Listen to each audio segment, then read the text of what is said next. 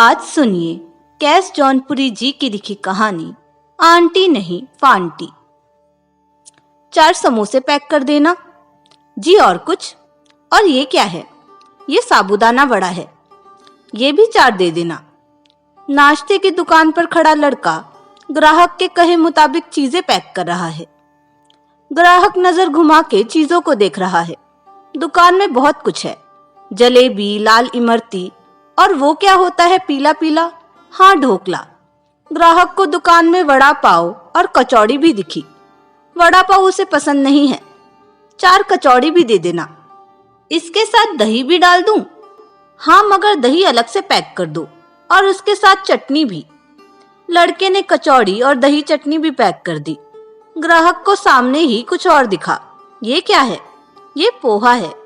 हाँ, ये भी 1 प्लेट दे दो। ग्राहक अपने मन में सोचने लगा, लेना तो पोहा भी था, मैं तो भूल ही गया था। तभी दुकान के अंदर से एक बूढ़ी सी औरत कुछ बड़बड़ाते हुए बाहर निकल रही थी। ग्राहक के पास खड़ी होके वो कुछ बड़बड़ाने लगी।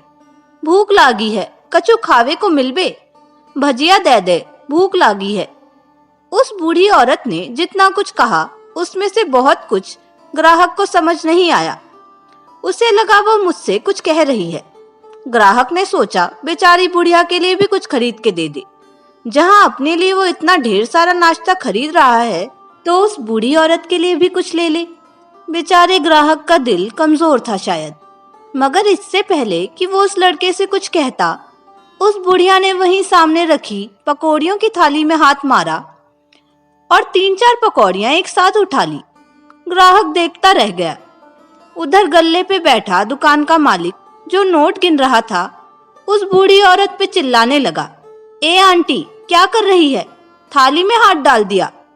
मगर उस बूढ़ी औरत को जैसे कुछ फर्क ही नहीं पड़ा। वो बुदबुदाते हुए दुकान से बाहर निकलने लगी। आंटी नहीं फांटी, बड़ा हरामी है, नोट गिनता है, 2 पकौड़ियों में चिल्लाता है, मारवाड़ी है ना। उस ग्राहक ने देखा वो बुढ़िया अपने आप ही सब कुछ कहे जा रही थी। तभी उस ग्राहक ने देखा कि वो अपने मन में नहीं कह रही थी। उसके सामने एक लगभग 30 साल का आदमी खड़ा था। वो उससे कह रही थी। वो आदमी भी उस बुढ़िया को कुछ कह रहा था। एक बम्बू रखने का आंटी। बाम्बू किस लिए? इस मारवाड़ी सेठ के लिए। आंटी को एक हमदर्द मिल गया। वो हमदर्द खड़ा चाय पी रहा था और आंटी को सलाह दिए जा रहा था।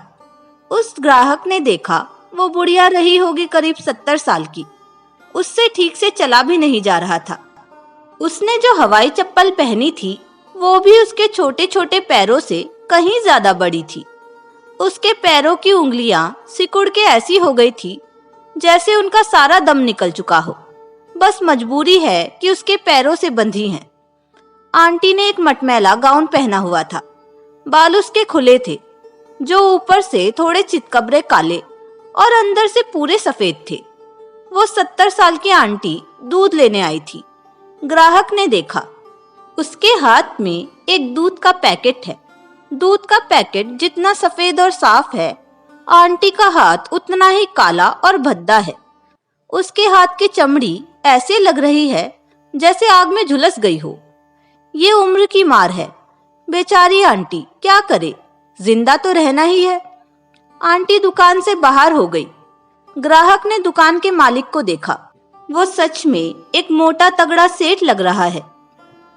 गाल उसके मोटे मोटे फूले हुए हैं। रंग भी गोरा है उसका। आंटी की बातों को शायद उसने सुन लिया था या पता नहीं, लेकिन वो हल्के हल्के हंस रहा है। शायद वो आंटी उस दुकान पे रोज आती हो और उसकी ये रोज की आदत हो। ग्राहक ढेर सारा नाश्ता लेकर दुकान से बाहर निकला। उसने देखा कि वो आंटी अभी भी उस आदमी से किनारे खड़े होके बात कर रही है और वो आदमी दिखने में 1 नंबर का चोर लग रहा है। चलो आंटी, तुम्हें घर तक छोड़ दूं। लाओ ये दूध का पैकेट मैं ले लूं, भारी होगा। आंटी ने वो दूध का पैकेट उस हमदर्द को पकड़ा दिया और उसके साथ डुंगरे डुंगरे अपने घर की ओर जाने लगी। घर उसका पास में ही था, महाड़ा सोसाइटी नंबर 12। आंटी घर में अकेली ही रहती हैं, इसलिए उसका दरवाजा खुला ही था। वो आदमी अंदर गया और उसने दूध का पैकेट किचन में रख दिया। आंटी अपने बेड पे पैर लटकाकर बैठ गई और अपने खुले और मरे हुए बालों को समेटने लगी। और बोलो आंटी, क्या सेवा करूं तुम्हारी? वो हमदर्द और भी मदद करने को तैयार था। बस चाय बनाऊंगी, दूध लाई इसलिए।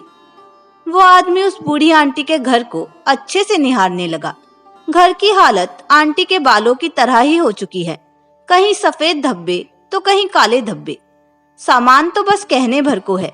आंटी खड़ी हुई और डुंगरे डुंगरे किचन तक दूध गर्म करके लाई। तभी उसे लगा कि वो चक्कर खा के गिर जाएगी। भला हो उस आदमी का जो वहां उस समय मौजूद था। उसने आंटी को सहारा देकर बेड पर लिटा दिया। बुढ़ापे की उम्र में इतनी दूर तक पैदल चल के जाना और दूध लेके आना और खुद से ही चाय भी बनाना, ये सब आंटी के लिए बहुत मुश्किल है। उस आदमी ने आंटी को बेड पे सीधा लिटा दिया और आंटी का गाउन ठीक कर दिया। आंटी के पैर की हड्डी ऐसे लग रही थी जैसे अभी चमड़ी फटेगी और हड्डी बाहर आ जाएगी। गोश्त तो सारा सूख चुका था। मगर फिर भी उस आदमी की नजर आंटी का गाउन ठीक करते हुए वहां पहुंच गई, जिसकी वजह से आंटी आज भी एक औरत हैं।